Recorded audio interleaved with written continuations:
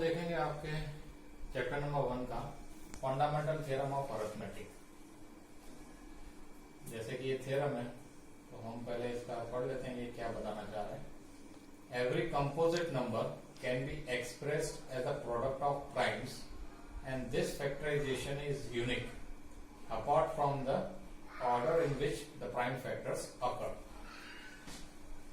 हिंदी में अगर मैं आपको समझाना चाहूँ तो सबसे पहले आपको प्राइम नंबर्स क्या होते हैं, हम प्राइम नंबर्स किसे कहते हैं, और what do we mean by composite numbers, और कंपोजिट नंबर्स कौन से होते हैं और इन दोनों में क्या रिलेशन है, तभी हम इस थ्योरम को समझ पाएंगे। प्राइम नंबर्स की शायद आपको डेफिनेशन तो पता ही है, फिर भी हम एक बार और बता देते हैं आपको। Prime numbers are numbers such numbers which are divisible by itself or by 1। तो प्राइम नंबर की डेफिनेशन है कि वो या तो खुद से या 1 से। इसमें हमने 1 नहीं लिखा, ऐसा क्यों? क्योंकि डेफिनेशन बोल रहा है वो खुद से भी होना चाहिए। सपोज करो मैं 2 ले रहा हूं तो 2 खुद से भी डिविजिबल है और उसके अलावा वो 1 से भी डिविजिबल है। तो दो अलग अलग नंबर मिल गए हमें जिससे कि वो डिविजिबल है। बट होता क्या है, प्राइम नंबर्स में हमेशा वो खुद से और 1 से ही डिविजिबल है, दूसरा और कोई नंबर नहीं होता। बट 1 हमारा प्राइम नंबर इसलिए नहीं है क्योंकि 1 तो सिर्फ 1 से ही डिविजिबल है और कोई पॉसिबिलिटी नहीं है जिससे आप शो कर सको कि 1 किसी और नंबर से भी डिविजिबल है। That is where the smallest prime begins with number 2। Hope आपको क्लियर हो गया होगा कि 1 प्राइम नंबर क्यों नहीं कहलाता। अब हम जानते हैं composite number. What are composite numbers? Composite numbers are such numbers which are obtained by the multiplication of these prime numbers only। तो जैसे कि छोटे में छोटा प्राइम आपका 2 है तो छोटे में छोटा कंपोजिट नंबर क्या होगा, 4। कंपोजिट नंबर की डेफिनेशन ये कहती है कि दिया गया नंबर खुद से, किसी और से और 1 से डिविजिबल होना चाहिए। 2 केवल खुद से और 1 से था, किसी और नंबर से नहीं था। 4 कैसा नंबर है कि जो खुद से भी डिविजिबल है, other than 4 it is divisible by 2 also and it is also divisible by 1। मतलब मिनिमम 3 फैक्टर्स अलग अलग नंबर से ये डिविजिबल है। छोटे में छोटा कंपोजिट नंबर आपका बन जाता है 4। दूसरा आप बोल सकते हैं 6, तो आप इसको भी ट्राई कर सकते हैं। 6 is divisible by 6, 6 is also divisible by 3, 6 is divisible by 2 and 6 is divisible by 1। तो मिनिमम पॉसिबिलिटी उनकी क्या थी कि उसमें मोर देन 2 फैक्टर्स होने चाहिए। जैसे कि इसमें वो खुद से और 1 से है तो यहाँ पे खुद से और 1 के अलावा एक फैक्टर होना चाहिए। तो such numbers are called composite numbers. तो आपको ये क्लियर हो गया होगा कि कंपोजिट नंबर्स कैसे बनते हैं इन प्राइम नंबर्स के मल्टीप्लिकेशन से। अब ये जो फंडामेंटल थ्योरम ऑफ अरिथमेटिक है वो क्या कहना चाह रहे हैं, आपको पहले तो ये क्लियर होना चाहिए था व्हाट आर प्राइम नंबर्स और what are composite numbers. Fundamental theorem of arithmetic कह रहे हैं कि एवरी कंपोजिट नंबर, कोई भी आप कंपोजिट नंबर ले रहे हैं जो किसी भी मल्टीप्लिकेशन से आ सकता है या किसी भी मल्टीप्लिकेशन से आपने बनाया हो, they can be expressed as a product of primes। तो जैसे कि 6 को मैं 2 मल्टीप्लाइड बाय 3 लिख सकता हूँ, 18 को मैं 2 मल्टीप्लाइड बाय 9 भी लिख सकता हूँ, उसके बाद 2 मल्टीप्लाइड बाय 3 मल्टीप्लाइड बाय 3। ये आपके प्राइम नंबर्स हैं सारे के सारे, आप देख सकते हो। आप कोई भी बड़ा नंबर ले लीजिए, 275 ले लीजिए, ये आपका नंबर 5 से भी डिविजिबल है, तो आप इसको ट्राई कर सकते हैं। किससे होगा, 5 मल्टीप्लाइड बाय 5 5 25 एंड 5 5 25। अब आप और इसको 55 को पार्ट कर सकते हैं, that is 5 multiplied by 5 multiplied by 11। ये सारे नंबर्स कैसे हैं, prime. So every composite number can be expressed as a product of primes apart from the order in the which the prime factors occur. तो जरूरी नहीं है कि हम इसे 2 मल्टीप्लाइड बाय 3 मल्टीप्लाइड बाय 3 लिखें। It can be done as 3 multiplied by 2 multiplied by 3 also, और 3 multiplied by 3 multiplied by 2। अब आपको क्लियर हो गया होगा कि फंडामेंटल थ्योरम ऑफ अरिथमेटिक क्या बताना चाह रहा है। अब हम देखेंगे फंडामेंटल थ्योरम ऑफ अरिथमेटिक जो उसने बताया, क्या वो हर एक के लिए सही साबित हो रहा है या नहीं। तो हम लोग क्या करेंगे, इसका फैक्टर 3 करेंगे। फैक्टर 3 इन द सेंस आप देख सकते हैं कि दिस इज मल्टीपल, ये डिविजिबल बाय 2 नंबर है आपका, तो आप डायरेक्टली 2 से डिवाइड करेंगे तो कितना आएगा यहाँ पे 2 16 या 32, 2 38 या और 0।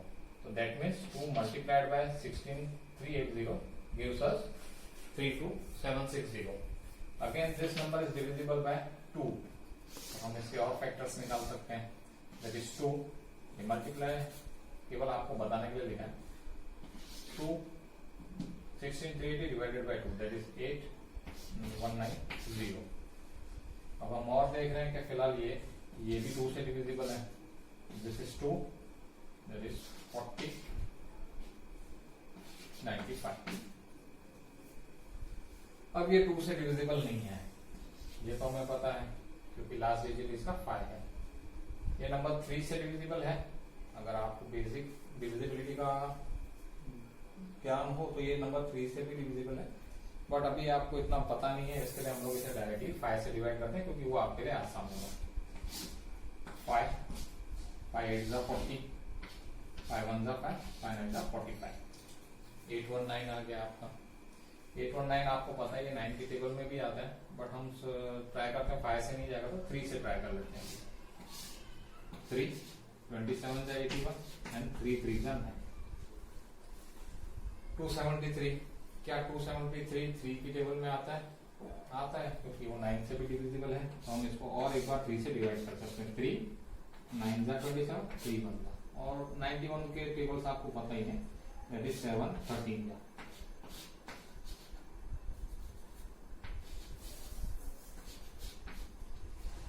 तो अभी हमें अगर इसे लिखना हो 32760 किन किन प्राइम नंबर्स के मल्टीप्लीकेशन से बना है, तो हम कैसे लिख सकते हैं, 32760 is equal to 2 multiplied by 2 multiplied by 2, 3 times 2 है आपका, multiplied by 5 multiplied by 3 multiplied by 3 multiplied by 7 and multiplied by 13।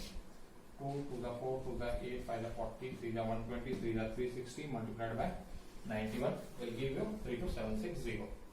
अब जैसे कि आपने देखा कि मैंने 2 लिखा, फिर 5 लिख दिया, फिर 3 लिखा, बुक में आपको पहले ही उन्होंने 3 3 और 5 दिया, तो बट उससे कोई आंसर तो चेंज नहीं हो गया। आप ये बोलोगे कि 2 के बाद 3 लेना कंपलसरी है या 5 लेना, वो उसने थ्योरम ने पहले ही बता दिया आपको कि it is not necessary that the occurrence of prime number is in ascending order. फिर भी आप असेंडिंग ऑर्डर में लिखोगे तो और भी आपका क्लियर रहेगा।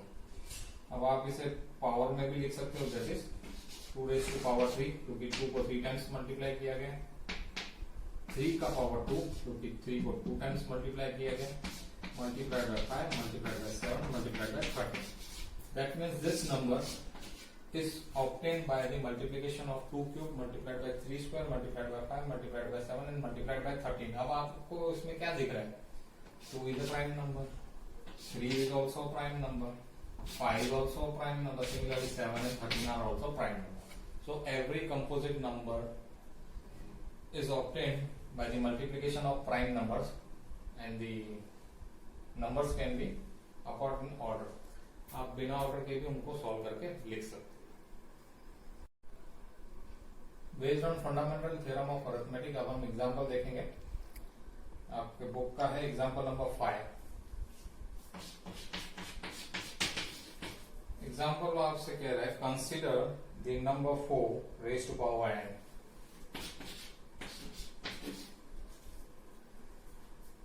where n is a natural number। n natural number है, मतलब n कुछ भी हो सकता है, 4 रेज्ड टू पावर 1 ले लीजिए, 4 raised to power 2, 4 raised to power 3, 4 raised to कोई भी पावर ले सकते हो आप, 19 20 जो भी आपको अच्छा लगे। 4 raised to n where n is a natural number। ये उनकी पहली आपकी कंडीशन है। Check whether there is any value for n। वो पूछ रहा है कि n की कोई भी वैल्यू पे, मतलब 1 2 3 4 आप कुछ तरह भी ले जाओ, 4 रेज्ड टू 100, 4 रेज्ड टू 500, ऐसी कोई भी वैल्यू पर for which 4 raised to n ends with the digit 0।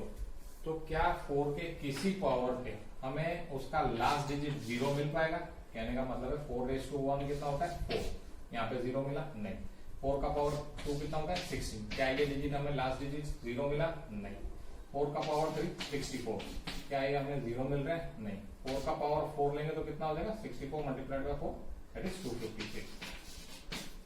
तो यहाँ पे 0 आ सकता है, वो ये पूछ रहा है आपसे। तो फंडामेंटल थ्योरम ऑफ अरिथमेटिक क्या कहता है कि जो उसके बेसिक प्राइम फैक्टराइजेशन है उसके अलावा उसके अंदर और नंबर्स नहीं हो सकते।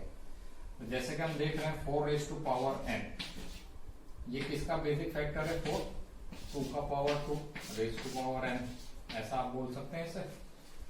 तो जब भी आपका ये फॉर्म आता है a raise to power m raise to power n, आप प्रीवियस क्लासेस में ऑलरेडी पढ़ चुके हैं, फिर भी मैं आपको रिमाइंड कर देता हूँ। अगर पावर का पावर होता है तो हम लोग क्या कर लेते हैं? पावर्स को multiply. So here you can write it as 2 raise to power 2n, twice of n। But यहाँ पे हमारा बेस क्या है? 2। मतलब आप कोई भी n की वैल्यू लोगे तो आप मल्टीप्लाई किस को कर रहे हो? नंबर 2 को। यही हो रहा है ना, आप सिर्फ एक ही नंबर को मल्टीप्लाई करते जा रहे हो 2, और 2 मल्टीप्लाइड बाय 2 किया हमने, 4 मिल गया। 4 का पावर हमने 2 लगा दिया, 16 मिल गया, 64 मिल गया। 2 मल्टीप्लाइड बाय आप बोलोगे 2 to the 4 to the 8 to the 16 to the 32 to the 64। अगर आप ऐसे भी ट्राई करते जाएंगे तो उसमें लास्ट डिजिट कभी भी 0 नहीं आएगा, क्योंकि प्राइम फैक्टराइजेशन में केवल 2 है। 0 आने के लिए क्या चाहिए था हमें? या तो मल्टीप्लाइड बाय 5 होता, और 5 का फैक्टर इस बेस में है ही नहीं आपका। और पावर में आपका कितने भी आप पावर लगा लीजिए, बट अगर उसमें 5 का प्राइम फैक्टराइजेशन नहीं मिल रहा तो ये कभी भी 4 raise to n will not end in 0। The last digit will not be 0। Hope आपको ये क्लियर हो गया होगा कि किस बेस से हम लोग कह रहे हैं कि 4 raise to n does not end in